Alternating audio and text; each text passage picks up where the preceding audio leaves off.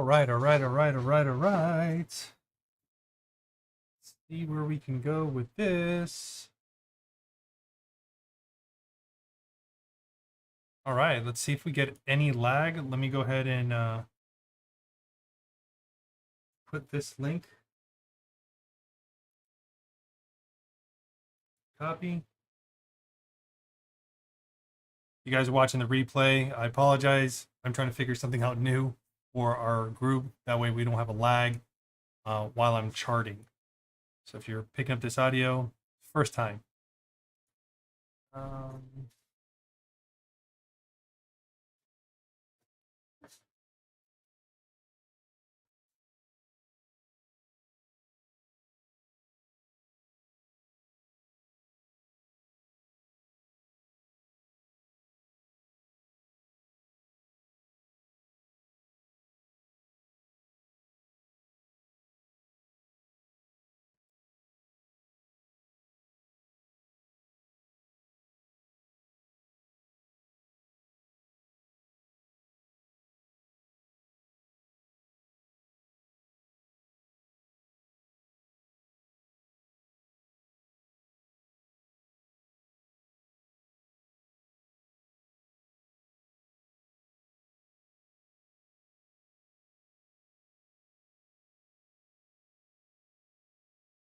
There we go.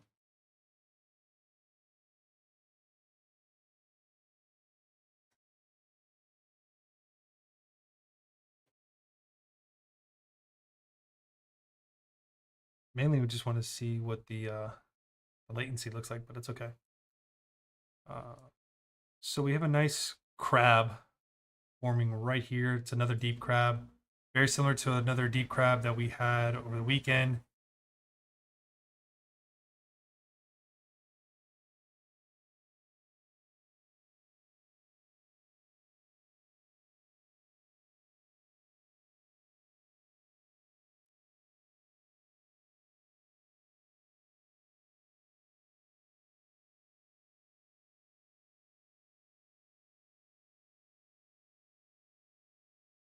What's going on? What up, what up, what up? I see you guys coming into the chat now. I don't know what the video quality looks like, so please let me know if it's good or if it's trash. Just give me your feedback either way. Hola. Waiting for Minga so I can go over that scenario for him.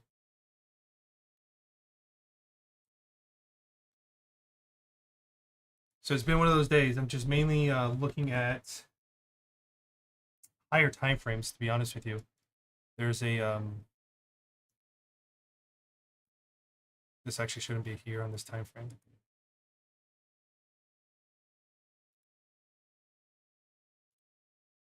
So that deep crab might get us to this benchmark right here. Well, it should get us to this benchmark. But we also have the possibility that it could come and test a little bit lower. Test this 1620 line, which, if you guys recall, the 1620 line is wave X. It's pretty important. You know, let's just go even higher in time frame. Right, it's wave X. So we want to hold that line. We hold that line, we should be able to pump. My only concern, I wouldn't say it's a concern. This should actually fall in conjunction with ETH. I mean, look at Dixie. Did you break 105 yet? No, you hit 105.9 yet. You got any more room in you? Yeah. It's overbought though. But I have a funny feeling it's going to try to come right up to here, possibly even do a double top, hit this 618 over here. What I was trying to mention before is saying what I don't like is we actually pumped today along with Dixie, and we should be retracing as Dixie is pumping. So that's concerning in the sense that, is this a delayed pump, or is this a, you know, a fake move and we're going to have a massive dump on Dixie?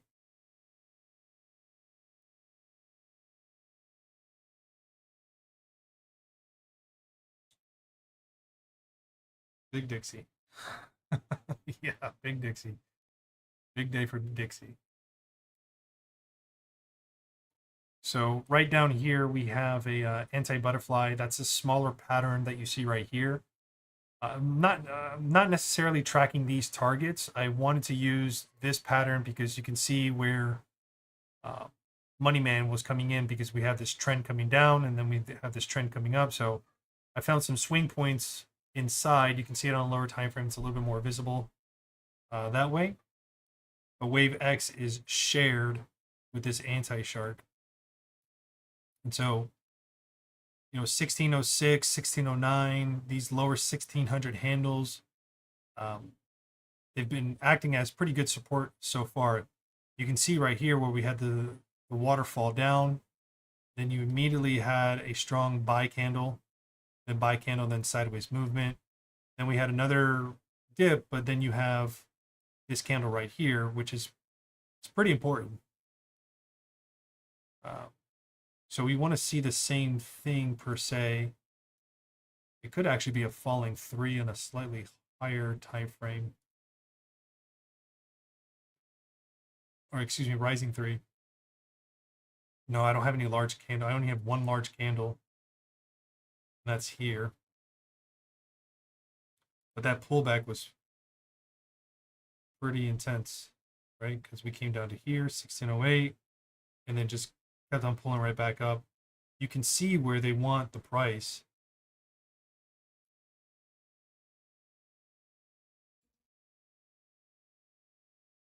All right, we're at that 28 benchmark.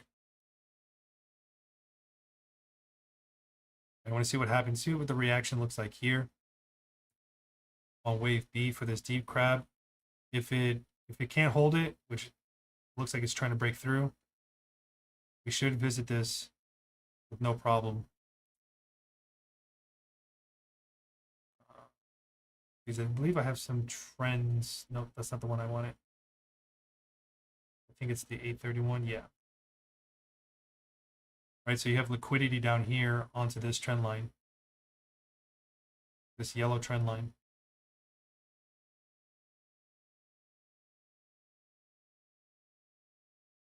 Should actually space that out a little bit more.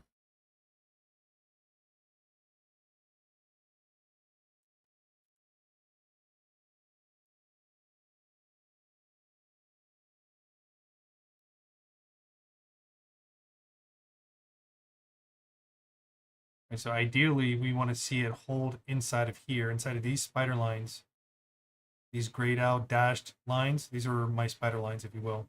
So we wanted to see hold this area. Right? Even if we get a long wick to here, but we get a pullback up to 1620, like just look at the trend.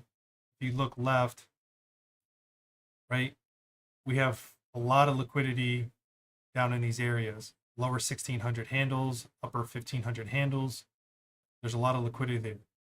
But the support is still being found on 1620. So I wouldn't necessarily say going long 1620. It wouldn't be a bad position, just contingent on your leverage. If you're running a high leverage, there's a possibility you're going to get stopped out, if not even liquidated, if it decides to push a little bit lower. Because usually, 75 and above leverage, 10 to 15 pips, you're going to be out. So you'd have to run a tight stop loss. If I were going to add on this 1620 benchmark, make it small and cross-reference with your lower time frames to see where like a 5-minute is at, right? Because 5-minute right now is showing that it's dancing around inside of a oversold. Quickly got to oversold. That's our money flow, but money's still coming out. And it's just dancing right on that line. So we usually get a waterfall like that if the RSI decides to push underneath the 30 benchmark down into like the lower 20s. But we don't have that yet. If it rejects this right here, wave B, then we should anticipate down here.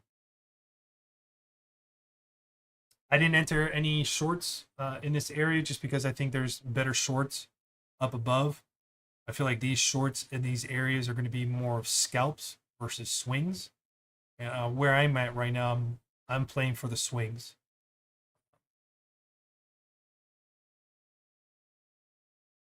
Not playing for the scalps. So just depending on your setup, how you're doing it.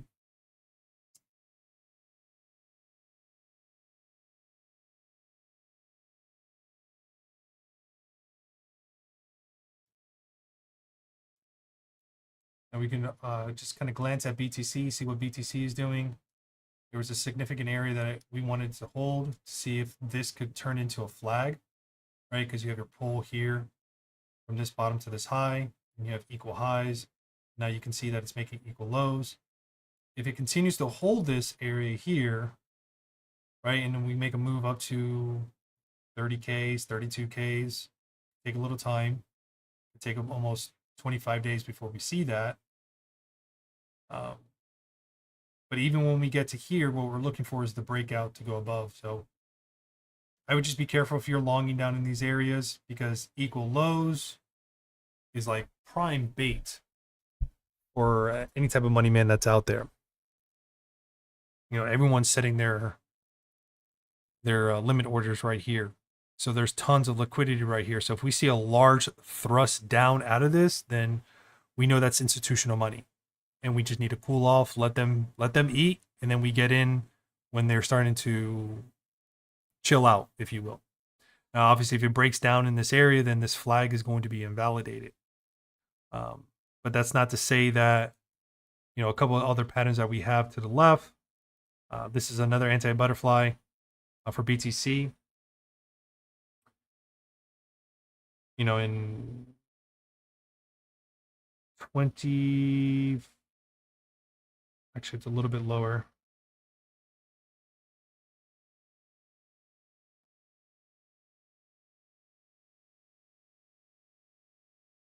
Right in this section right here. Right, this would be the first, because there's a whole imbalance right over here that would have to be filled because of this rise up. That's filled this imbalance right here because that's where this came from. So there's bodies, bodies, bodies, rise up, and it's filled this imbalance right here. So you have bodies, bodies, bodies. But if you take a trend line, just kind of mark this out from here, right? You have all this imbalance inside here. All this.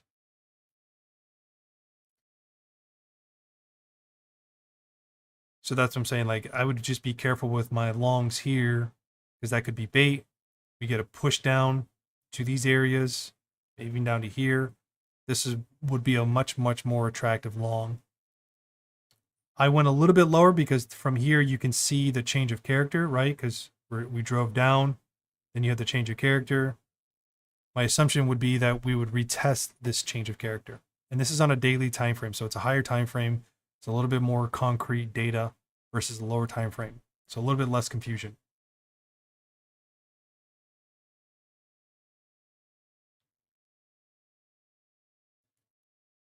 All right, I'm starting to like this YouTube thing. I have no lags. I haven't ran into any lags. This is way more resourceful for me. I guess the only confusing part would be is if people are going to put their questions inside YouTube or if they're going to put their questions inside Discord. I should probably make that a specification.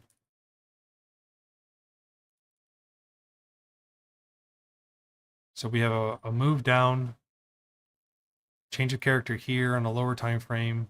Let's go up a little bit. You've got to break a structure, so 1620 looks like it wants to. This might flag out. If it flags out, it'll look like this. Or pennant, excuse me.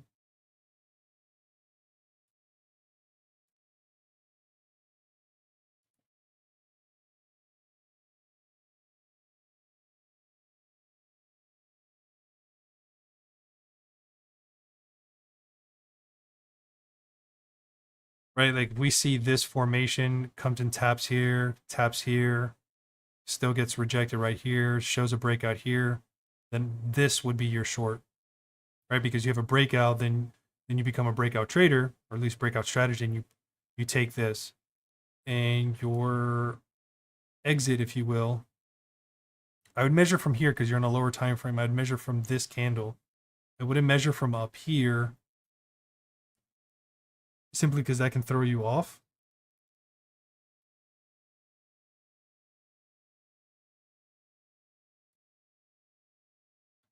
And that would be a bearish continuation, not a reversal. So we'd probably sit around here and then look to test these areas.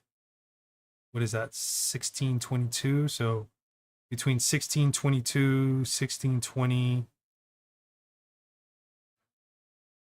maybe 1619. Maybe. Because it's already busted through this spider line once. It came and tapped this larger support line down here. And I don't know if you guys recall, this was starting to form what looked like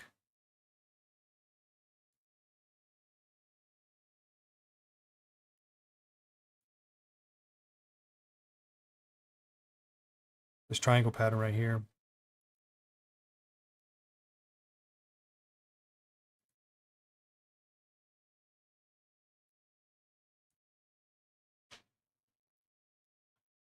Since it was created from a downturn, it should come down to here, but we should also be testing this trend line at least one more time for another confirmation, because we really only have 1-2 hits.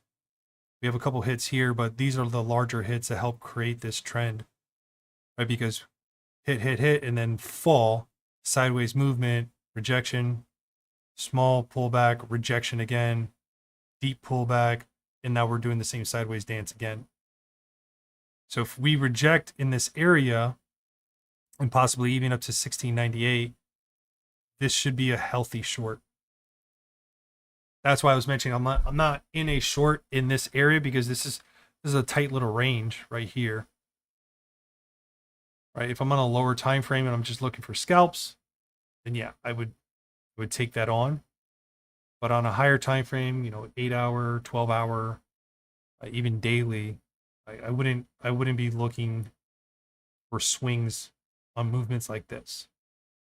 Swings would have been taking it here and taking it here, and then pushing up to here. 1668. I actually have 1663. That's like my trigger area that we can get at least another 30 pips, 35 more pips up to 1698 if we can reclaim 1663. But if we push up to 1663 and then we reject again, then this trend line is coming down a little bit lower. Instead of tapping onto this trend line, it's going to tap onto this spider line, which is A to C. That's all I did. Right, you can see it here. A to C, and just pulled it down.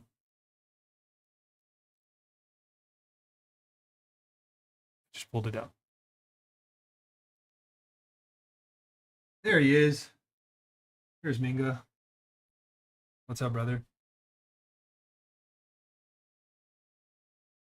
You had a 15-minute earlier. I wanted to just dive into that with you. Let me look at your chart real quick. You're on 15-minute?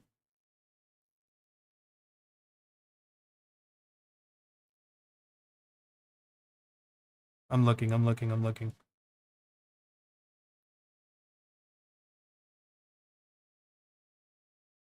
Where did it go? Is it in class chat? Hold on.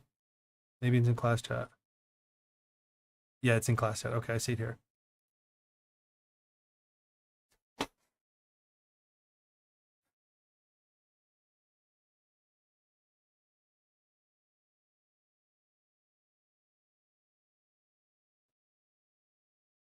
So versus running the trend lines up that you had like a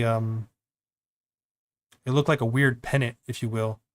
I would have adjusted to the where you have a red dot on that swing high. I would have put my trend line there and then brought it over to that second swing high where you have that aqua line on. Like I just would have flipped it down, because the trend is going down. It's not going up yet. And I can see where you're at. Like, this is the direction that it would go. but we have more of a force coming from the downside. And I think that is your 15-minute. Nope. I think that's your 5-minute. Where did you mark that from?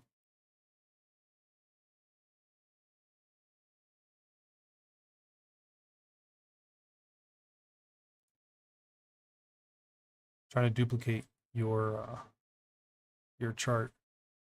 Mango, what time frame was this? I'm gonna ping you on this one. What time frame is this?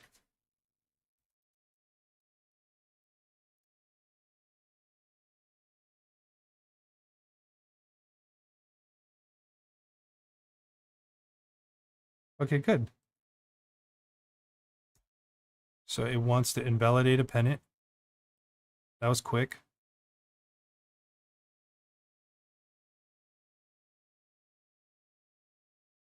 This candle is a sexy bullish candle.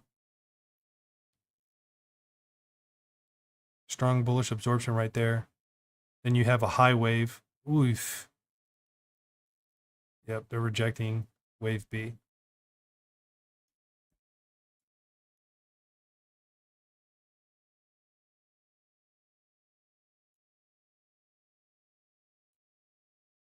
Five-minute? Okay.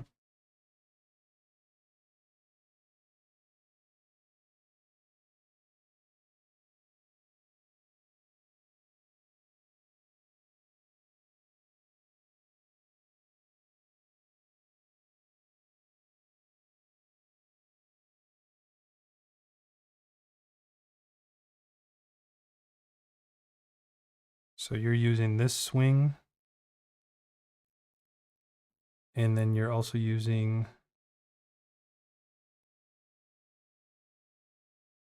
these over here.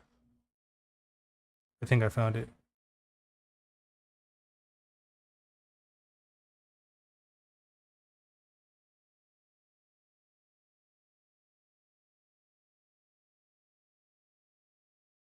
Because this is all today. So what was this, earlier in the day?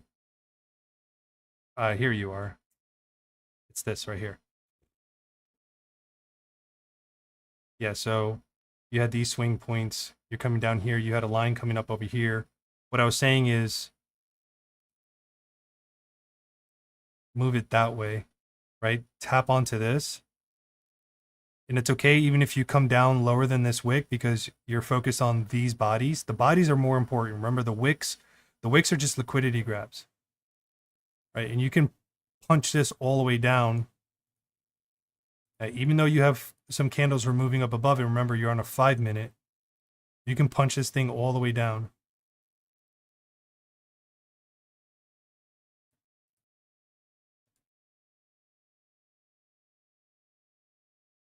Sometimes what I like to do is just come lower than where the current price action is, because you'd be surprised how many times price action could come and test some random trend line that you're like, wow, that's where the support was falling. So let's say we move sideways a little bit.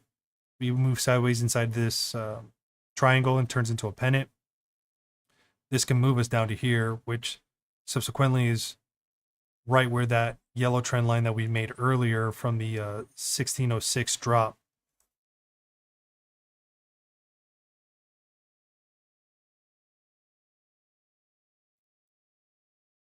If you're looking for a juicy swing, if you will, and you're on the sticks and you can watch your chart, you can see what's going on,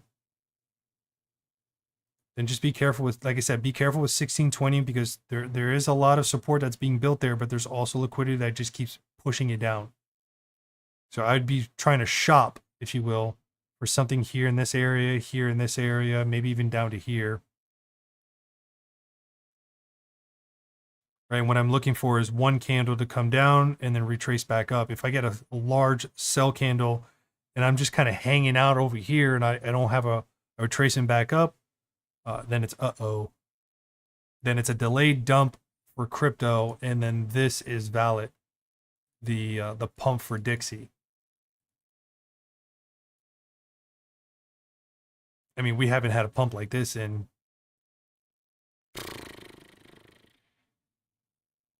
it's not even a pump. We haven't even seen these highs since March. and the move alone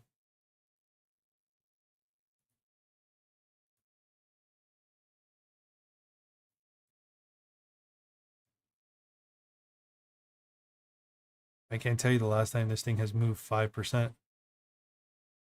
right? So the reason I'm showing you guys this is because this thing is overextended. It's got to calm down. And I'm okay with it. If it wants to reach all the way up to 105, no problem. That's a sharp move up. The fall is just going to be as equally as ugly. It's going to come down hard. It's just when this thing decides to actually calm down, that's when we'll start to see some ridiculous pumps over here. But this looks like a gap it wants to fill. Looks like we want to fill that. And then we have all this space right here to fill. Right? So let's just be mindful of these areas.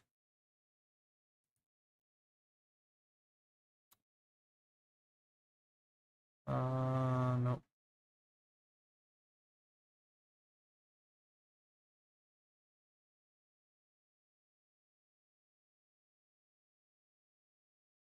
So your move can be, right? Because we're looking at 1628 right now.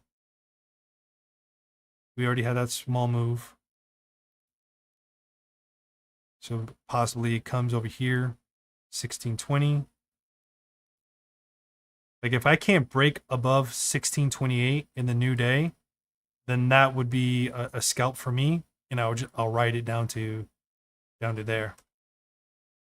Like if we do something like that, just move sideways and we're stuck between 1620 and 1628, painful range, then I would come in,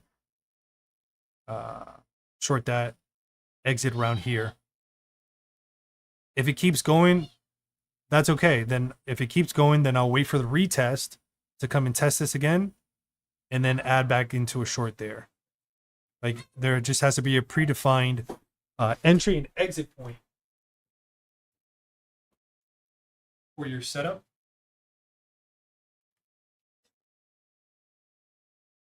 So your stop loss, let's say you do enter in at 1628.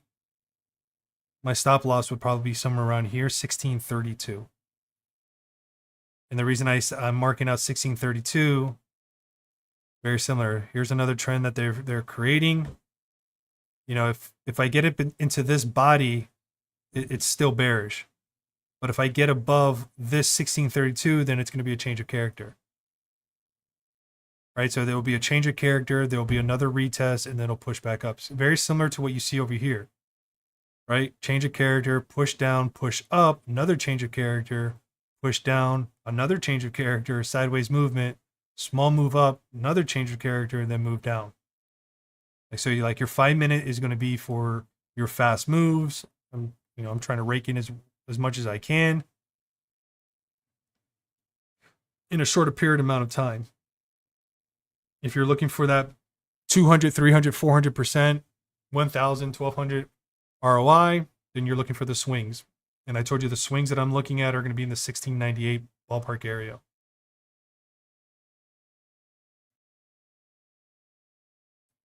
Up here. I'll move this div over. Right, so we come here, a ton of shorts are going to be sitting right here at the 0.5, and this is liquidity, like because you can see the gap right here. Right, there's imbalance right here, but there's even more imbalance right here as well too. So you can see a liquidity grab up to 1698. A claim of 1663 will make it bullish, but we're not out of the woods yet. That's all I'm saying.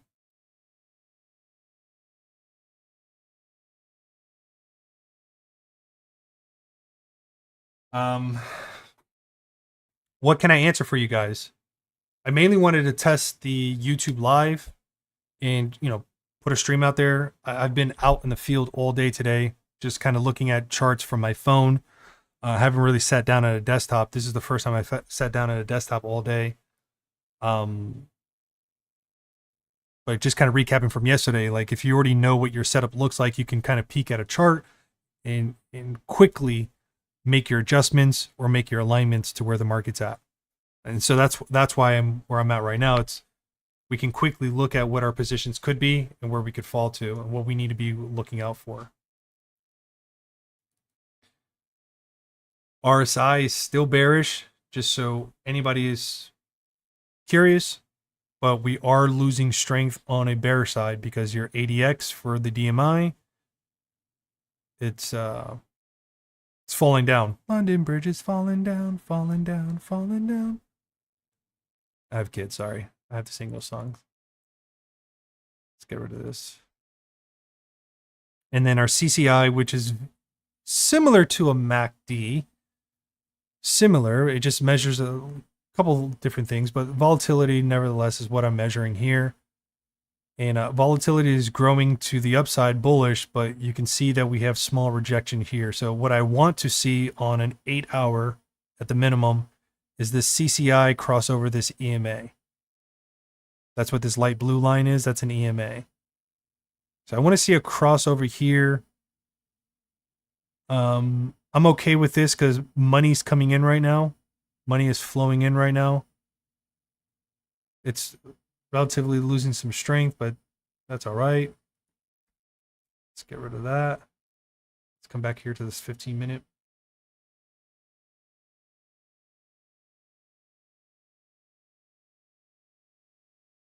Yeah, thanks, Damien. Try to give different perspectives for bullish and bearish, right? Because none of us are psychics. So we just ultimately need to be prepared for multiple different moves. And as you guys know, I'm a pattern trader. I particularly look for the patterns. I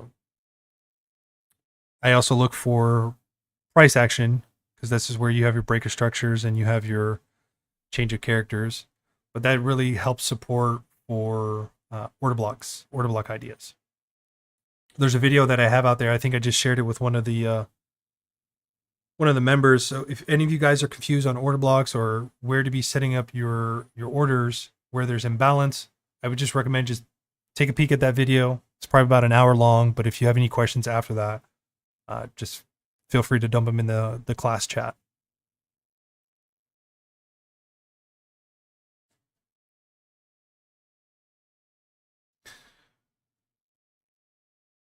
Yep. So that is where we are at.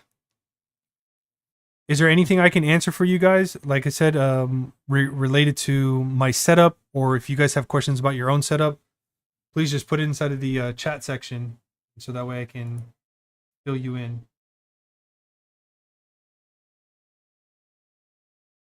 Oh, word! You guys can see in 1440. I like it. I like it.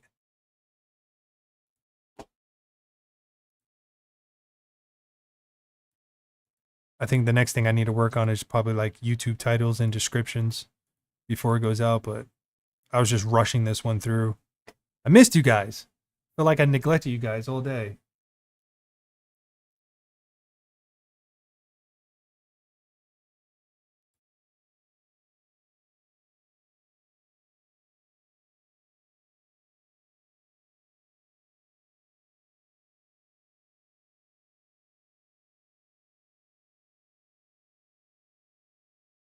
The order block video is inside the classes. If you go to Saint Classes, who's asking that?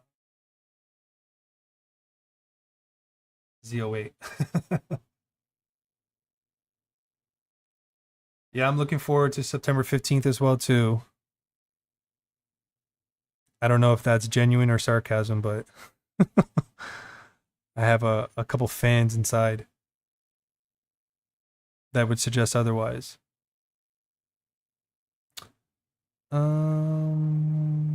Where did I put that? Hold on, let me just go to class chat. Here it is.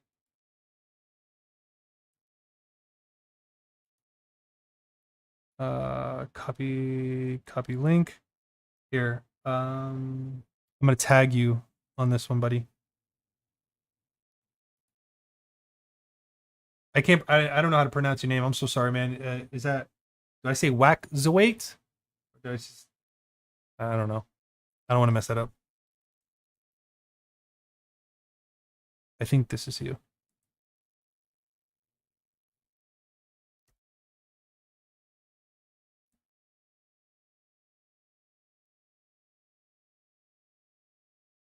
Let me know if you got that tag. If you can see that.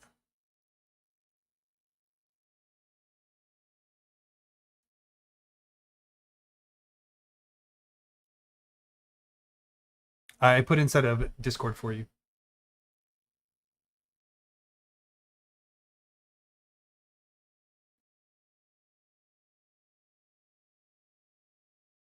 Ah, okay, cool.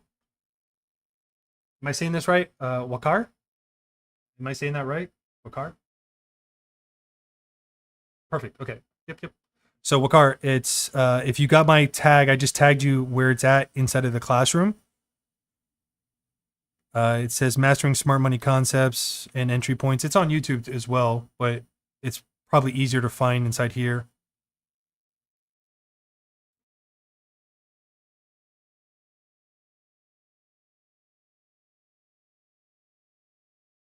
I would say by mid-September to end of September, we should start seeing some bigger moves.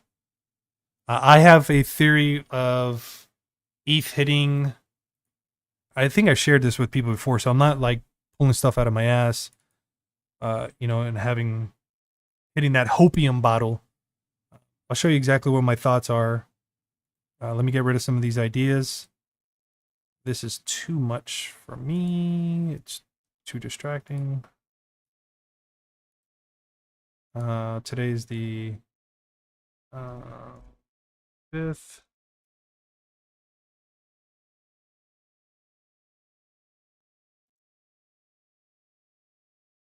We're gonna get rid of that. And it's on the cipher, so let's get rid of this. And let's get rid of this. And let's just keep the cipher open. Okay, we've got the cipher open. So these blue lines that you see, these are called fib zones. And fib zones they fall in line with Fibonacci, retracements, expansions, circles. Like fibs all have to do with specific ratios.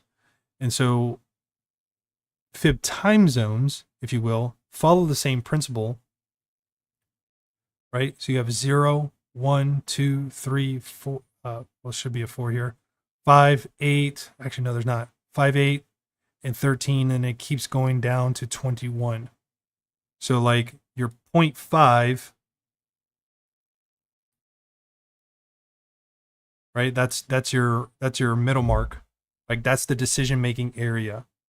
We could either have a continuation up or a huge dump down. But right now, where we are inside of 3, it's a consolidation period. You can see this information inside of my, if you go to Saint Classes, and if you head over to indicators to support ideas, and it's the most recent post from the 30th at 10:27 a.m. And it's a full breakdown of what Fibonacci time zones are and what each zone would represent and what to look for. Right now, we are in zone 3, 3 units of time after the starting point. Traders might want to watch for potential trend continuation or reversal signals here. So we have consolidation, continuation going sideways. That's essentially what we have. We could get one big, fat, nasty leg right up to here, double top, if you will, and then make that move right back down. Or we move up, because once we get inside 5, 5 is a significant correction or consolidation period. So either it's going to dump down like hard, or we're going to continue. We're going to get up to here, and then we're just going to dance around in this area before we get over to here, which is in November. So this is how, and let me back this up for a second. 1873 is just measured from this swing high to this low. Right? Because X is what created it. We had a low, then we hit a high, then we hit sideways movement, then we hit a new low. So that's my swing low. Then we hit a high, pullback. That's your other swing. Then we hit a new high. So that's where I'm measuring my fib from, where we originated from to what our swing high was. Some folks may want to take this fib, not the fib zones, but a Fibonacci retracement tool, and mark it all the way down to wave D, which I do have fibs for that. But for this setup, that's how I have it set up. And so I flipped the Fibonacci on its head, put my 618 on top of my 0.5 to show me where resistance is going to be. And when you measure it out that way, look where we came from. This is on a daily time frame. Just look left. Impossible for us to break this high. Small dip, little rise up, and then waterfall down. So this is going to be an important area of interest.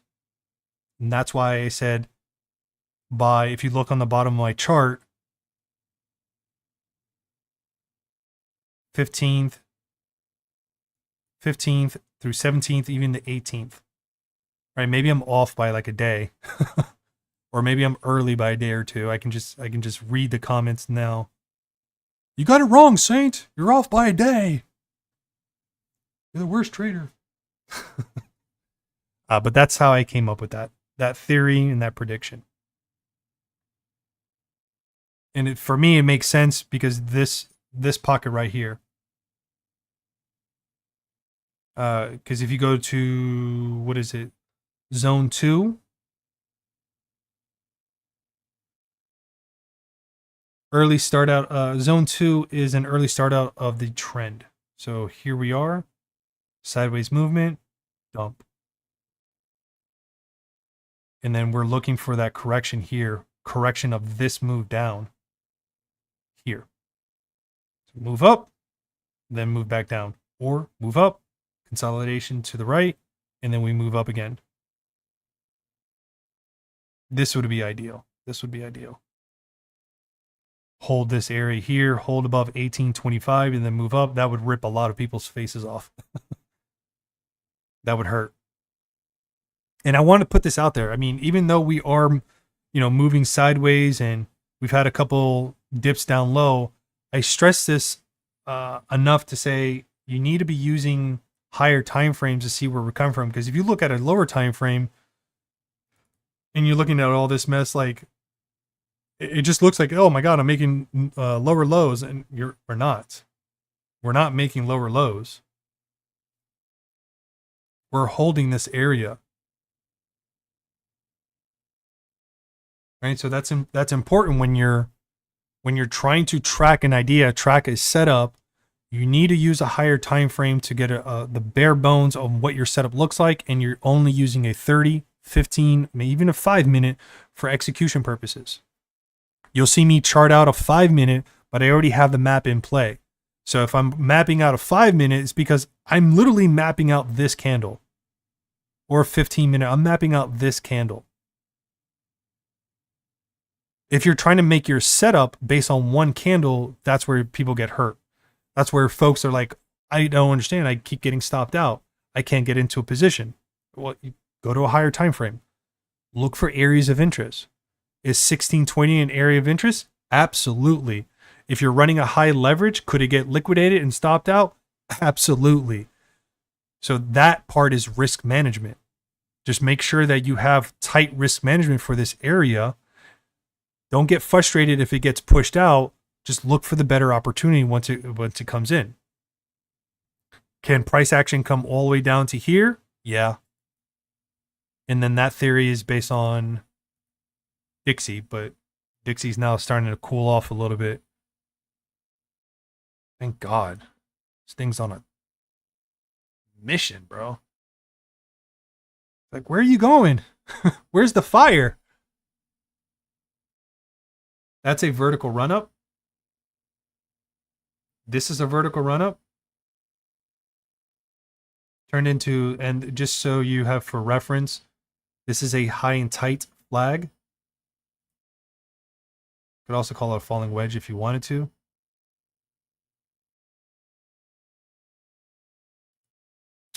Oh, I feel the lag.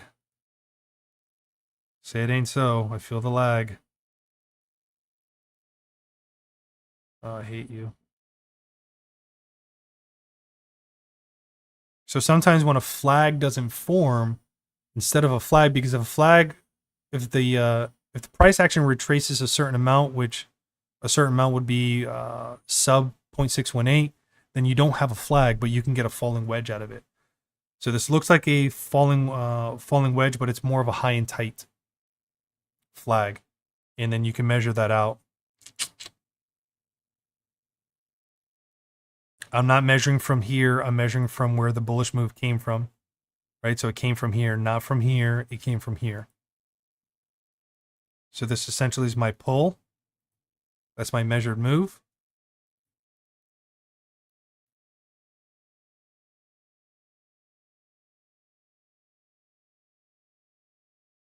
My breakout's right there. So if this were to continue, we're somewhere around here, which is 105. And if you look at what we said earlier, from another fib that we have, I mean, it's a big stretch from there, but remember, this is a continuation if it decides to do that. What we're looking for on Dixie is we need Dixie to calm down. And we want Dixie to retrace to something underneath here.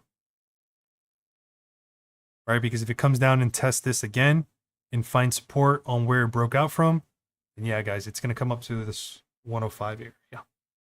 It's just looking for momentum. But there's not enough liquidity up here. Look, there's just not enough for it to keep going up. So it has to come down to gather some liquidity in order for it to move back up. That would make no sense for it just to go from here the next day open and just keep pumping up to here. I'm telling you, somebody's lying if that happens. Which I'm fine with, because that serves our purpose when we go to trade on our side. Yeah, that drop will be disgusting for Dixie. And if it reaches 105, then, you know, vice versa, the drop on crypto is going to be just as nasty.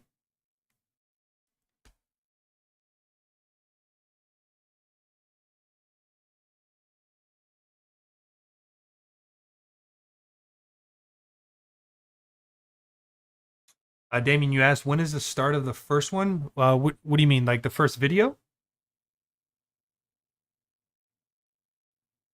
I'm just catching up on the questions on the chat. Sorry if I answered it. Yeah, limp noodle.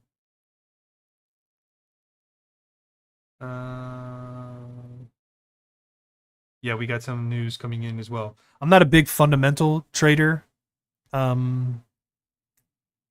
don't ignore the news, but you know, some folks are like, "Hey, I'm not entering into a trade because you know FOMC is going to have an announcement the next day, so I'm sitting on sideline." I'm not one of those individuals. I know what to expect. Usually, when we have FOMC days, we have pump and dumps, or dumps and pumps, vice versa. That's usually what we see. Like 4 times out of 5, we'll see that. So I just align my TA with, okay, I know there's going to be market manipulation on this day. Where are going to be my peaks? Right? Where's retail going to be setting their stop loss? Okay, now go higher. Go higher, because that's where institutional money is going to be hunting for. Oh, the first zone. Sorry. First zone is 0. And it starts right here on WaveX. So when you're measuring out a fib zone, and you can use fib zone on any time frame. It doesn't just have to be on a daily. I just like to use a daily just because the data is more concrete. But you're looking at extremes, right? So I have an extreme low, and then I use an extreme high.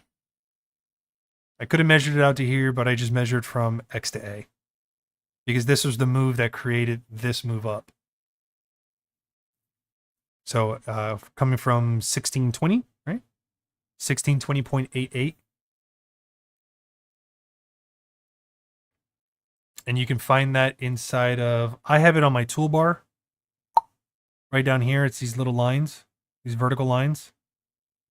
But if you go into your panel and you look where the fibs are at, it should be the second one down. You have, oh no. Okay. You have this one right here, but then you also have trend base. Trend base is the same stuff. It just allows you to move the sticks a little bit more fluidly if you don't want to connect them on top. Like for example, I have a trend line here, but I also have the fib zone here. So if I didn't want to line that up so that I don't mess up by clicking it or moving it, I would use something like this, and then I can measure it down here and it would give me the same measurements of all these fib zones. But I'm anal, and I like things to line up correctly, so that's why I just use the fib zone. That's personal preference on that side. No problem. No problem.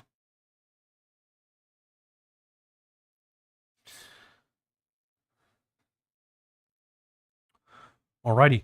If you guys have, if anything comes up questions wise, just put it in the chat. I gotta step out. Like I said, I've been away all day, so I gotta make it up to my daughter. I gotta take her shopping, go get her some toys and some makeup for her. But I will be back on later tonight before the new session starts, which is like 8 o'clock. But based on this stream, it will be recorded. The link is already inside of our chat. So I'll move it over to streams. So it's there. So if anybody ever wants to look it up, and then I'll change the title around so that way it's easy for you guys to use. We talked about fib zones inside here. We talked about higher time frames and what we're looking for in the event that Dixie decides to fall or decides to pump. We looked at where we are as far as a consolidation area. We talked about where we're seeing some major corrections, and the major correction would be from this downside. It wouldn't be a further downside move, because then that's not a correction. That's just a continuation. So we're looking for the correction up to this area to fill this void. Just be patient. Please be patient. If you're trying to make profits, use the lower time frames, but understand where the main map is going to be taking us towards. Outside of that, I will be putting some fresh calls in there going into the next day, because I have a new candle, and so it gives me a little bit more to work with. But like I said, if you guys have any questions in the meantime, just drop them in the class chat, and then I'll try to answer them accordingly. Thank you guys for hopping on. Thank you for the feedback. I'm glad that this works. I had no lags, a little bit of lag on my side, but nowhere near like what OBS was doing to me before. So this was a huge positive for all of us as a group. I'll catch you guys soon. Peace.